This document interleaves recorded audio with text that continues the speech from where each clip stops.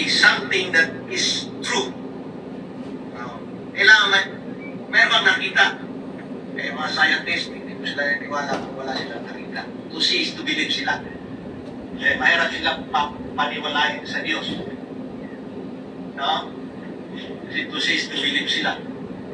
Sa mga Christians, sa mga tinawag ng Diyos, sa mga believers, naniniwala na mayroong Diyos. Dahil sa kailang paniniwala, existido ang Diyos. No? Dahil sa kanilang paniniwala na magamat hindi nakikita ang Diyos, naniniwala sila na mayroong Diyos. Ang Diyos ay hindi nakikita. No? Ngunit nararamdaman, ang Diyos ay fine. No? So the quality of being true. The words. Sabi niya, true, which is adjective. Representing what has really happened. Ano yung nangyayari? Mga paniwala mo lang tao kung mayroong nangyari. Pero walang nangyari, that's not truth. That is hearsay. No? Palagay lang. Diba? Katha. Mga kapatid. So, representing what has really happened. No? So, or exists. A true story. Kaya mayroong mga true story. Ano true story mo, Brad? Hindi mo pwedeng kaya mayroong part ng testimony dahil kailangan truth ang iyong sasabihin doon. Hindi ka pwedeng magsinungaling. Pag kayo nagsinungaling, mananagot ka sa Diyos. Amen? Mas mahirap pa na huwag nang magpatotoo kung hindi totoo.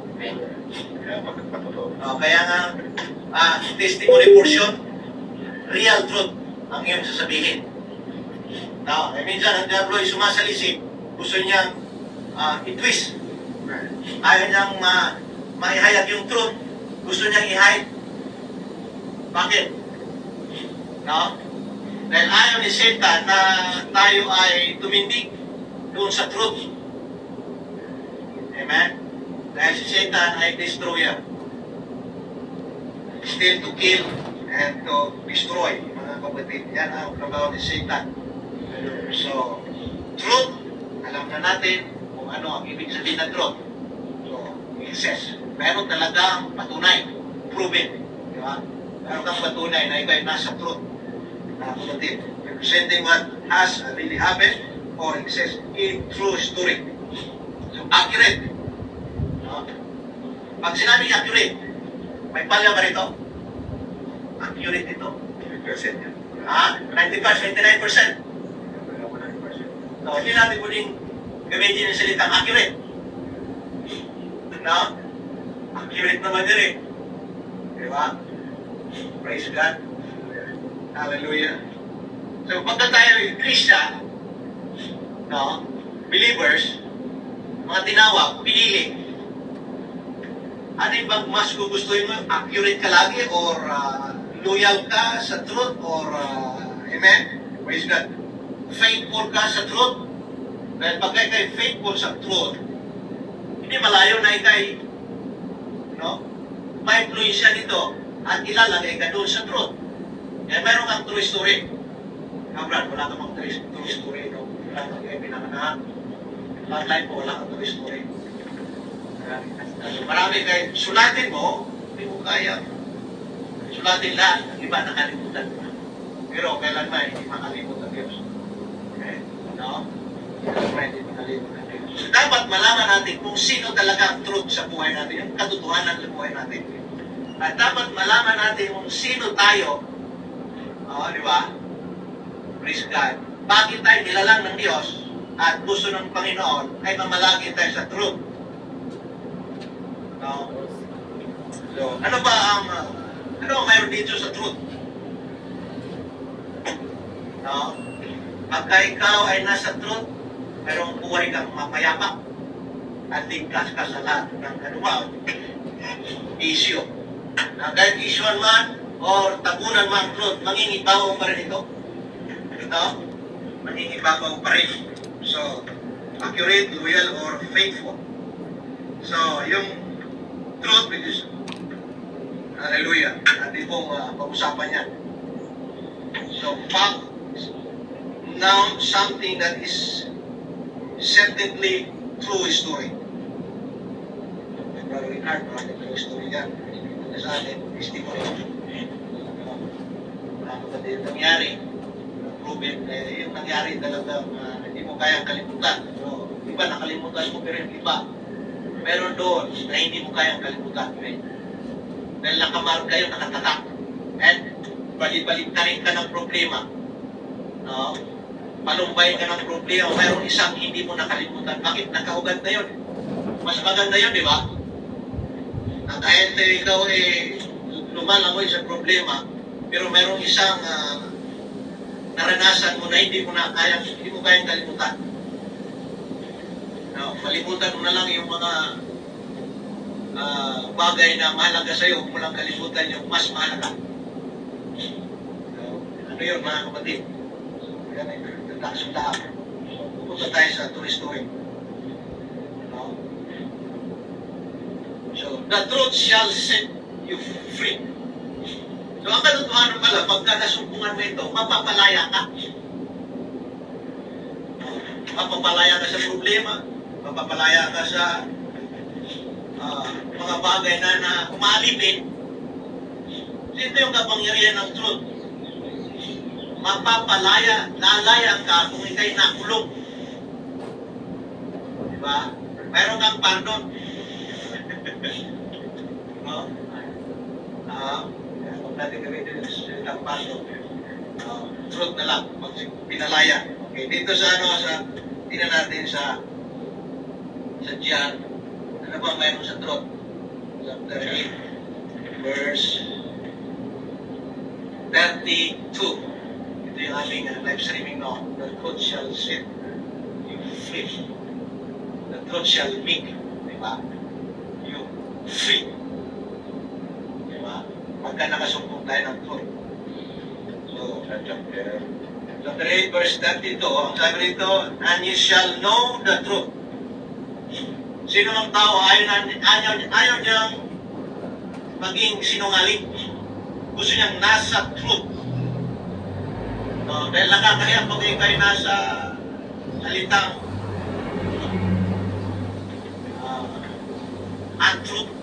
untruthful, unfaithful, di ba? No? Nakakaya at wala kang mabuting patuto. Pag kayo nasa truth, mayroon kang mabuting patuto. Good story. No, yun ang tawag yan, dilema, yung legalismo, naiwan. Diba? Kahit ikaw mayroong karisma na, ano yung karisma, brad? No? Ano yung karisma? No? Ngunit ikaw hindi namuhay doon sa truth, useless yung karisma mo. Diba?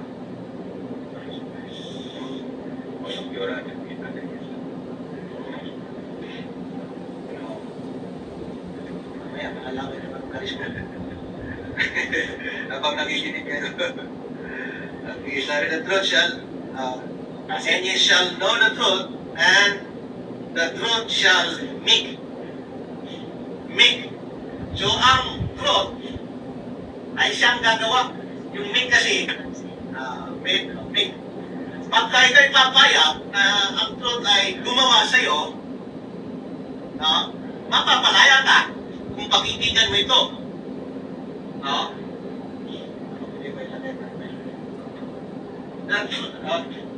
The truth shall make you free. Mapapalaya ka. Hindi ka na maalipin ng untruth. No, ano bang opposite ng truth? True naman yun.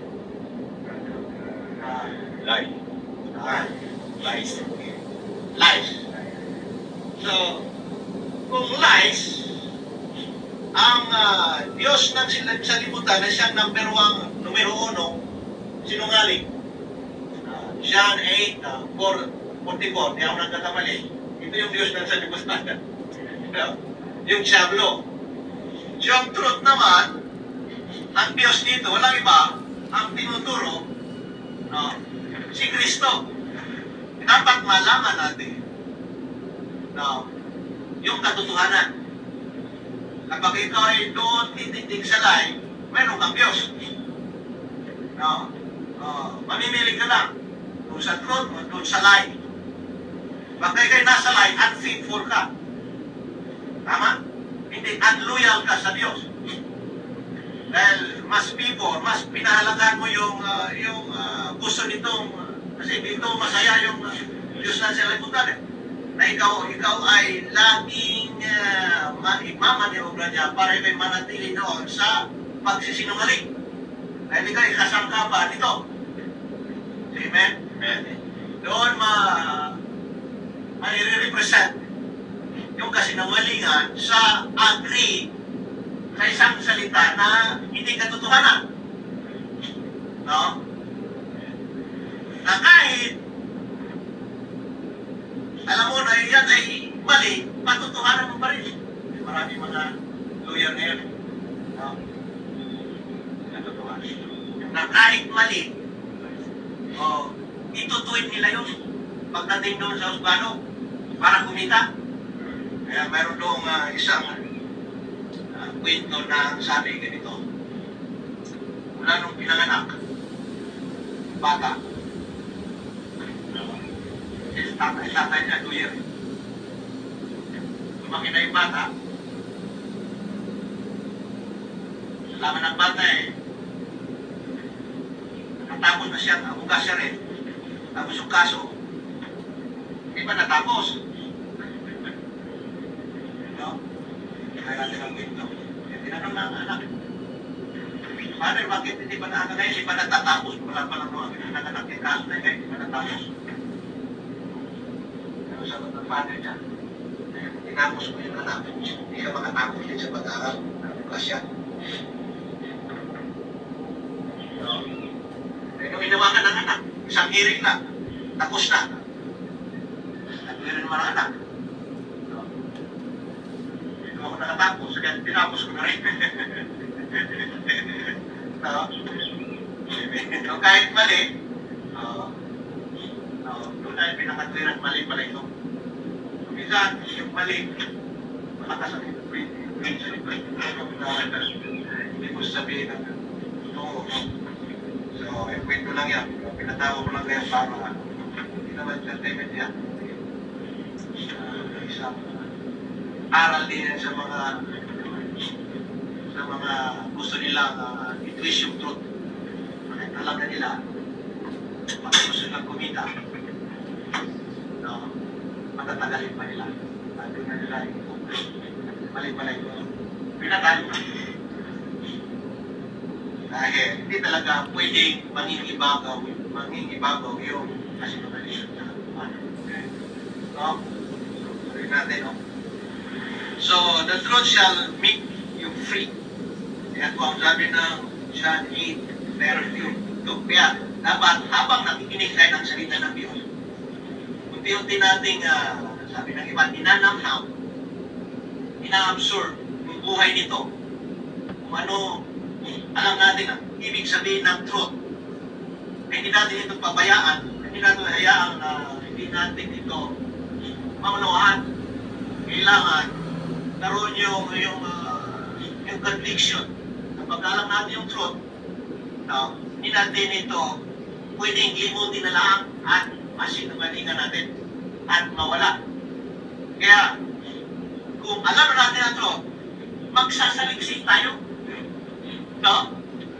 Saliksikin pa natin ng pahintingin pa natin ang pagsasaliksik para maabot natin yung pagkaalam. Dahil sabi ng 1 Timothy chapter 2, ito ang nais ng Panginoon. Dahil ang truth ay ganito ang benepisyo, ang resulta pag ikay nasa truth. Tingnan natin sa Timothy. Okay? Chapter 2 verse 4, sabi nito, who will have all men to be saved and to come unto the knowledge of the truth. Yan ang sabi sa English. No? Sa Tagalog naman, amen, kung pwede mo ilata sa Tagalog purpose, ito ang sabi, mga kapatid, sa Tagalog. Okay, sa Tagalog, na siyang mayroong ibig na ang lahat ng mga tao'y dito, tao, mga ligtas at mga kaalam ng katotohanan. Ito ang nais. Sino ang nais? No? Ang Diyos. So sa 3, ang sabi rito, ito'y mabuti ay nagalugod sa paningin ng Diyos o sa paningin ng Diyos na ating tagapagligtas na siyang mayroong ibig. O ating itaas. Na siyang mayroong ibig na ang lahat ng mga tao'y mga ligtas at malaman o mga kaalam ng katotohanan. So, kung paano natin makamit yung salvation kung hindi natin alam yung truth? At paano natin malaman ang katotohanan kung tayo ay hindi naman nakikinig at hindi natin pinakikinggan ng nais ng Diyos? No? Ito yung sinabi doon sa taas mo pa sa tumutukoy doon sa hari. Sabi sa verse 2, sabi dito, ang mga hari at ang mga lahat ng nasa mataas na kalagayan dahil sila po'y nagmamataas. Sa kailang pagmamataas ay dinadala sila doon, no, sa hindi pagkaligtas upang tayo mga buhay na tahimik at mapayapa, buong kabanalan at kahusayan. Kahit ano mga aspito ng buhay mo, na ano man ang iyong narating, hindi ka pwedeng, wala tayong karapasan na magpataas. No? Dahil ang Diyos lamang ang naitataas natin sa buhay natin sapagkat siya ang may lalang ng langit at lupa. Ang totoo, tayo lahat ay tagapangasiwa lamang. Dahil lahat ng narito at natatanaw natin ay hindi natin sariling pag-arian, pagmat na sa atin nakapangalan.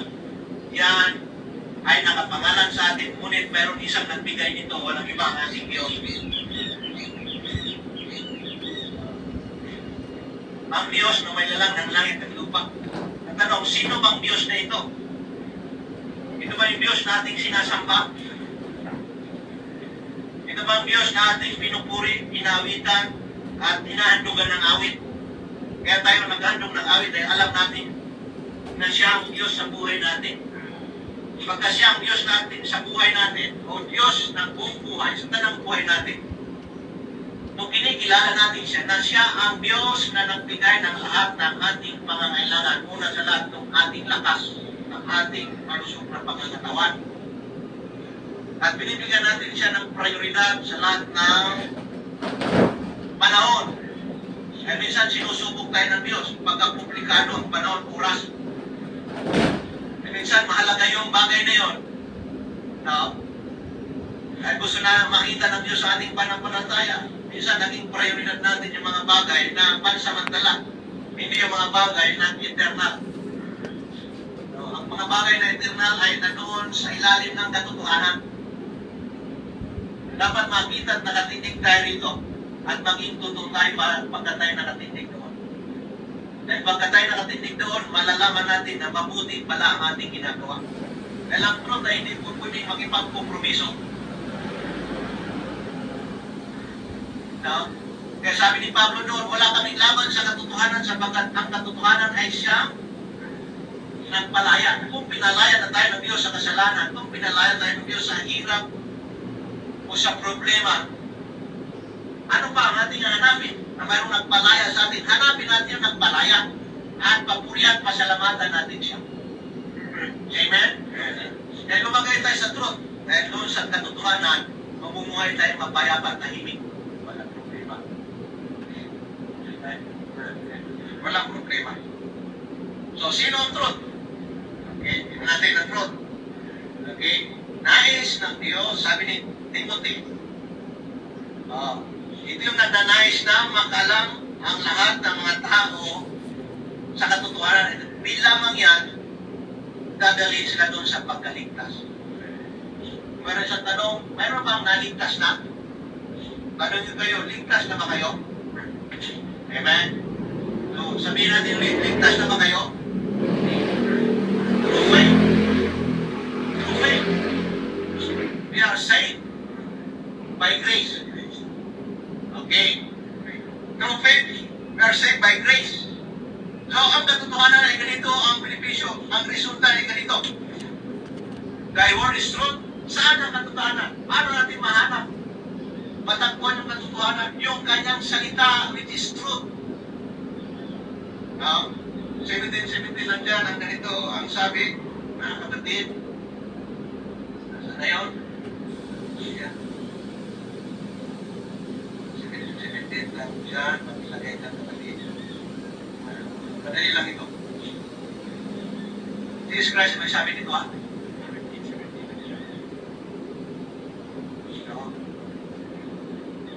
17 lang dyan. Sabi dyan, pakibasa ka. So, sabi dyan, sanctify them through thy truth.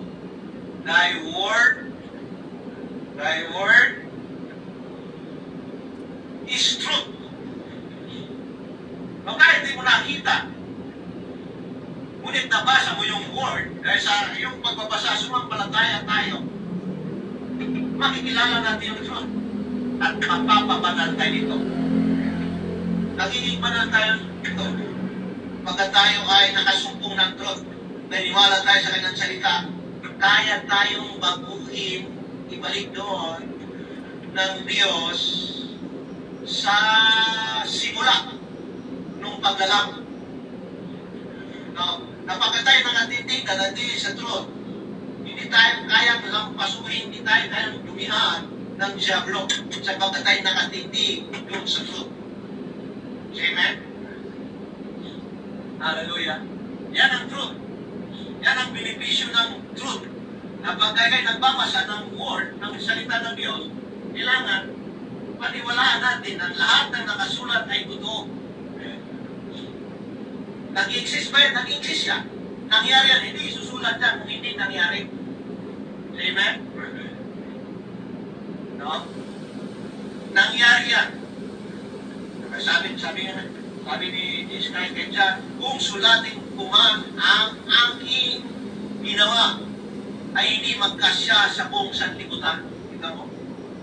Kailangan na buhay si Jesus Christ.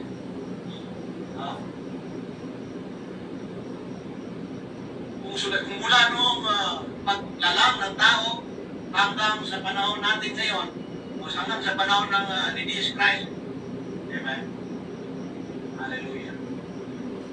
Pero ang totoo, no?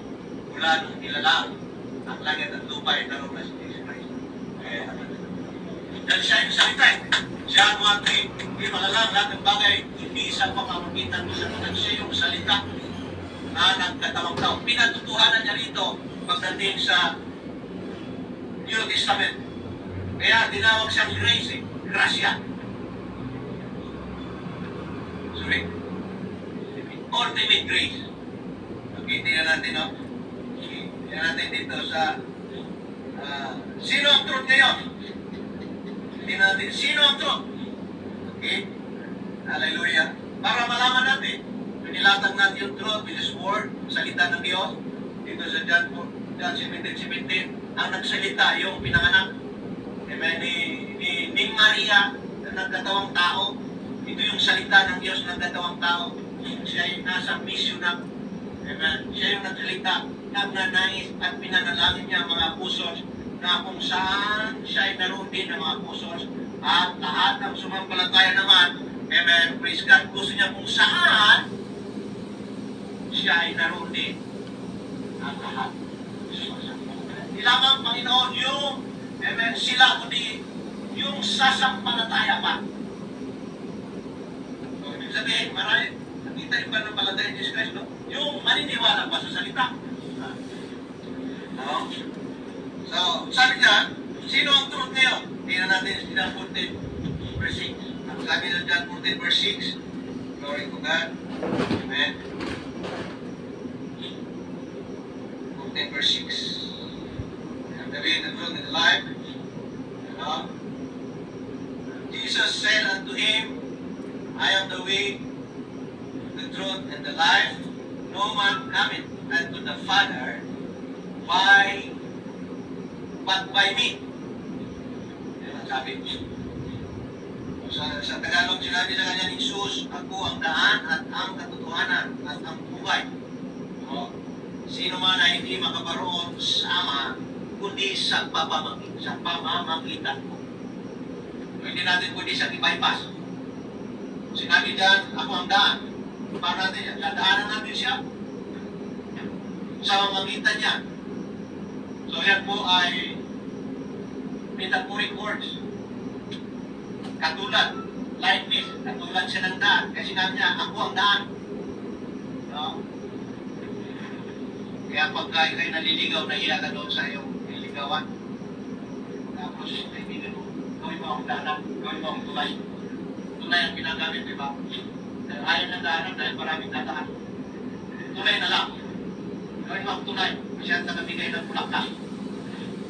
Dahil ikay nahiya, ikaw naman malayo ang distansya mo. Tapos tanungin ang nililigawan, babae sa film, tulay.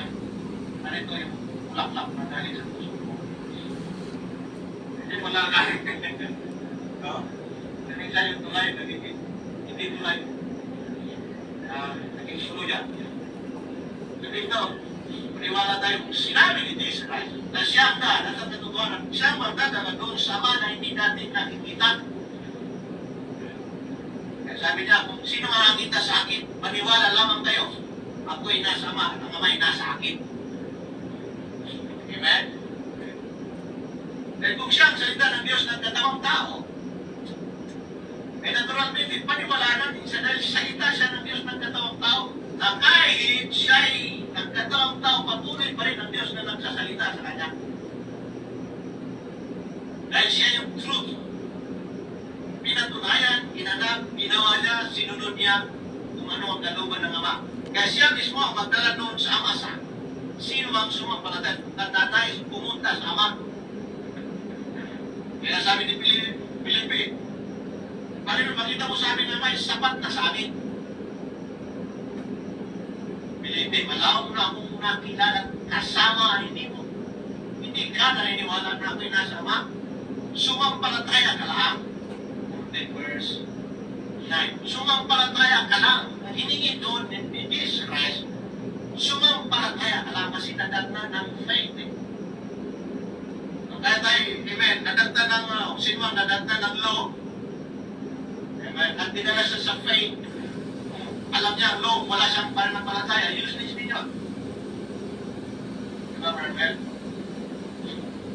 Ilang pastor sa nasunod niya ang law at meron siyang paniwala, lalong pinaigting. Amen? Nagsama yung grace at saka yung law. Amen? Doon na paigting. Amen? Na ikay nasa truth. Na hindi mo kayang labagin yung law. Ano mo pati? So, I am the way, the truth, and the life. No? No man cometh unto the Father but by me. Sabi ko sa kanya, sinabi sa kanya ni Jesus, ako ang daan at ang katotohanan at ang buhay. Sino man hindi makaparoon sa Ama, sino man hindi makaparoon sa Ama, kundi sa pamamagitan. Ang Timothy, mga 1 Timothy chapter 2 verse 5, siya ang mediator. Si Jesus Christ ang mediator. Siya ang namamagitan sa tao at sa Diyos. Dahil pagka rumita siya sa Diyos, hindi nga kayang ito si Moses, hindi niya kayang tingnan. Di ba? Likod na lang, kung gusto makita ang mukha ng Diyos, talagang mamamatay ka. E pag nakita mo ang Diyos kung gaano kaliwanag sa paningin, kaya tanong ngayon, gaano kaliwanag, gaano kaliwanag sa paningin mo sa oras natin ngayon yung salita ng Diyos. Na kahit salita man lamang ating nabasa, ngunit dinala tayo doon sa pananampalataya, nagkaroon ng katiyakan yung salita ng Diyos ay totoo. Existido, hindi lamang sa buhay ko, kundi sa buhay ng individual na sumasampalataya. So natin malalaman na ang truth, yung totoo, at mabuhay tayo sa truth, at mabubuhay tayo mabubuhay tayo ng mapayapang buhay, tahimik na buhay. Na kahit tayo isyuan man, hindi tayo mapiktuhan ito. Bakit tayo natatago doon sa truth? Protektado tayo ng truth. Kahit pa sinungalingan yung truth, totoo pa rin yan eh. Kaya dito, kahit puluputan ng lumiyan, no? Kahit talisa sa apoy, no? Yung turima, kahit matunaw siya, mawala man ang apoy. Amen. Pag nawala ng apoy, lumamig na, buo pa rin yung ginto. Ikinang pa rin. Kaya ang ating pananampalataya na tulad sa ginto. Kailan masubok para makita kung tayo nasa truth. Na hindi tayo lalaban doon sa truth, kundi sasang-ayon tayo sa truth.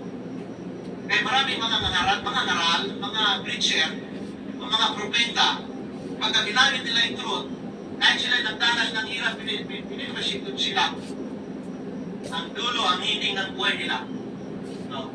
At kahit sila ay pinahirapan, no? Praise God, hindi nila ito pinagkait. Hindi sila lumaban sa truth. Kapag sinabi ni Pablo, ang laban natin sa katugma natin, hindi kami sasakit. Saan yung truth? Yung salita ng Diyos na ating nababasa. Sino yung truth? Si Jesus. Na ako ang daan at ang katotohanan. At ang buhay. No? At ang buhay na ito ay siyang magdadala sa Ama na hindi nyo nakikita na siyang pinagmulan nito. No, mga kapatid. Okay. I am the way, the truth, the life. Okay. Tingnan natin sa John 1:17. Tingnan natin. Okay.